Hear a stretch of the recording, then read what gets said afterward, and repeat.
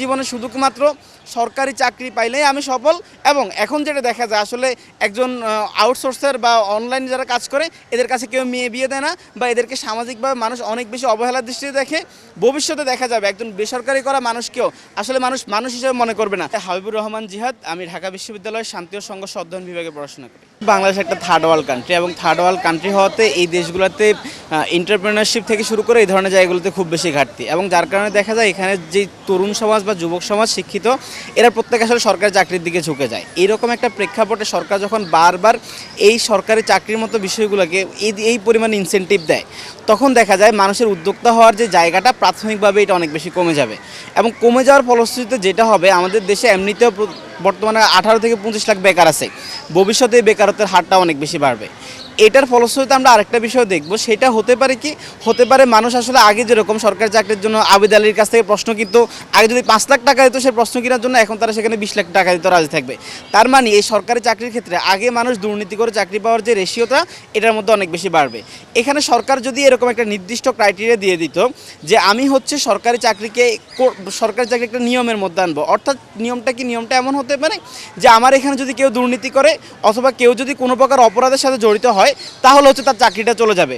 অর্থাৎ আমি মানুষকে অনেক বেশি পরিমাণ তাদেরকে অনেক বেশি পরিমাণ জবাবদিহিতার মধ্যে রাখবো, এবং জবাবদিহিতার মধ্যে রাখার মাধ্যমে জনপ্রশাসন আরও বেশি পরিমাণ স্বচ্ছতা থাকবে, সমাজের আরও বেশি উন্নতি হবে।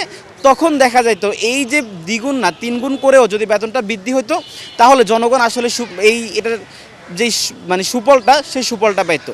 দ্বিতীয়ত আমরা আরেকটা লেন্স থেকে বিষয়টা দেখতে পারি, আসলে বাংলাদেশ এখন ফ্যাসিবাদের পরবর্তী হাসিনার পতন পরবর্তীতে আমরা দেখছি আসলে আমাদের অর্থনীতি সবসময় একটা ফ্রেজাইল অবস্থায় গেছে। এই ফ্রেজাইল অর্থনীতিটাকে টিকিয়ে তোলার জন্য আমাদের সবচেয়ে বেশি গুরুত্বপূর্ণ ছিল উদ্যোক্তা বা এই ধরনের খাতগুলোতে বেশি গুরুত্ব দেওয়া। কিন্তু আমরা বারবার দেখেছি সরকার যখনই এই ধরনের বিষয়গুলোকে রিফর্ম করার কথা বলে, তারা শুধু ব্যুরোক্রেটদেরকে অতিরিক্ত পাওয়ার দেয়। আমরা দেখেছি এই কারণে দেখা যায় ব্যুরোক্রেটদের মধ্যে অনেক বেশি পরিমাণে একটা বেপরোয়া আচরণ এবং বেপরোয়া ধরনের ব্যবহার পরিলক্ষিত হয়। তো এই রকম টাকা বৃদ্ধির মাধ্যমেও আসলে ব্যুরোক্রেটরা কি আরও বেশি পরিমাণে যেই ধরনের মেকানাইজ করা বা সরকারকে বিভিন্ন ধরনের কুক্ষিগত করার যে বিষয়টা, সেটা আরও বেশি করবে কিনা, সেটা আসলে একটা বিশেষ প্রশ্নের মধ্যে থেকে যায়। আমরা দেখি যে আসলে যখনই সরকার এই যে সচিবালয়গুলোর সংস্কার করার চেষ্টা করে, বিসিএস থেকে শুরু করে এই বিষয়গুলো সংস্কার করার চেষ্টা করে, তখনই দেখা যায় বিভিন্ন ক্যাডাররা ক্যাডার ভিত্তিক বিভিন্ন ধরনের আন্দোলন করে। উপদেষ্টারা যখনই তাদের কারোর সাথে ইন্টারেস্ট মিলে না, তখনই তার সাথে অসহযোগিতা করে।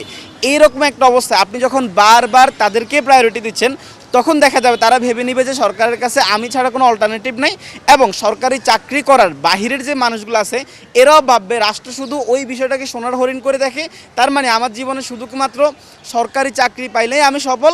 এবং এখন যেটা দেখা যায় আসলে একজন আউটসোর্সার বা অনলাইনে যারা কাজ করে এদের কাছে কেউ মেয়ে বিয়ে দেয় না, বা এদেরকে সামাজিকভাবে মানুষ অনেক বেশি অবহেলার দৃষ্টিতে দেখে। ভবিষ্যতে দেখা যাবে একজন বেসরকারি করা মানুষকেও আসলে মানুষ মানুষ হিসেবে মনে করবে না। বা আমরা যদি স্বাধীন যে পেশাগুলো আছে, সাংবাদিকতা থেকে শুরু করে এই ধরনের বিষয়গুলো, যেগুলো ব্যবসা থেকে শুরু করে, যেগুলো আসলে সমাজের জন্য অনেক ধরনের আসলে অবদান রাখে, কিন্তু সরকার যখন এইগুলোর প্রতি কোনো ধরনের গুরুত্ব নেই এবং বারবার শুধু আমলাদেরকে প্রায়োরিটি দেয়, তখন আসলে দেখা যাবে সোসাইটি দুই ভাগে বিভক্ত হয়ে যাবে। এবং আমরা যেরকম কলোনিয়াল পিরিয়ডে দেখছি, এই আসলে একটা ব্যুরোক্রেটিক চেইন তৈরি হবে, যেটা জনগণের সাথে একটা প্যাট্রন ক্লায়েন্ট রিলেশন করবে, যেখানে যারাই সরকারি চাকরি পাবে এরা হচ্ছে প্যাট্রন হিসেবে সমাজে নির্ধারিত হবে, এবং বাকি যে মানুষগুলো আছে সেটা আসলে অনেক বেশি ক্লায়েন্ট হবে।